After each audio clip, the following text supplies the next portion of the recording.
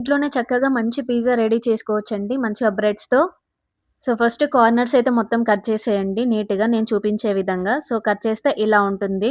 ఇప్పుడు ఒక బౌల్‌లో 2 ఎగ్స్ తీసుకోండి. అందులో కొద్దిగా పసుపు, కారం, ఉప్పు అండ్ ధనియా పౌడర్ ఇంకా కావాలనుకుంటే ఆమ్లెట్‌కి మనం ప్రిపేర్ చేసుకుంటాం కదా! సో, అలా ప్రిపేర్ చేసుకోవాలి. వేరే ఇంగ్రీడియెంట్స్ ఇంకేవైనా యాడ్ చేసుకోవాలనుకుంటే యాడ్ చేసుకోవచ్చు. అవన్నీ యాడ్ చేసుకొని మంచిగా మిక్స్ చేసేసుకోవాలి. ఇలా మిక్స్ చేసుకున్న తర్వాతకి ఇప్పుడు ఒక కడాయి తీసుకోండి. ఆ కడాయిలో ఆయిల్ అప్లై చేసుకోవాలి కడాయి అంతా ప్రాపర్‌గా. సో, ఫస్ట్ మనం బ్రెడ్ స్లైసెస్‌ని కట్ చేసి పెట్టుకున్నాం కదా! కార్నర్స్ వాటిని ఇప్పుడు టోస్ట్ చేసుకోవాలి. మంచిగా 2 సైడ్స్ అన్నవి ప్రాపర్‌గా టోస్ట్ చేసుకోవాలి. ఎక్కువగా టోస్ట్ చేసుకోవాల్సిన అవసరం లేదు. జస్ట్ లైట్ గోల్డెన్ కలర్ వచ్చేంత వరకి టోస్ట్ చేసుకుంటే సరిపోతుంది. ఇప్పుడు టోస్ట్ చేసిన ఆ బ్రెడ్ స్లైసెస్‌ని ప్రాపర్‌గా అరేంజ్ చేసుకోండి ఆ పాన్‌లో. అండ్ ఇప్పుడు మనం ఇందాక కలిపి పెట్టుకున్నాం కదండీ 2 ఎగ్స్. ఆ మిశ్రమాన్ని మొత్తం దీని మీద అప్లై చేసుకోవాలి. బ్రెడ్ స్లైసెస్ మీద ప్రాపర్‌గా.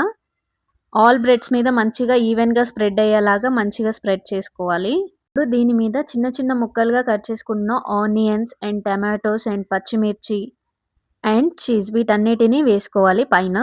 నేను కొత్తిమీర కూడా వేసుకుంటున్నాను. ఇంకా ఆప్షనల్ మీకింకా వేరే ఐటెమ్స్ ఏవన్నా వేసుకోవాలనుకుంటే కూడా వేసుకోవచ్చు. మూత పెట్టి ఫ్లేమ్ అంతా కూడా సిమ్‌లో పెట్టాలి. సిమ్‌లో పెట్టేసి ఒక 20 మినిట్స్ కుక్ చేసుకుంటే సరిపోతుంది.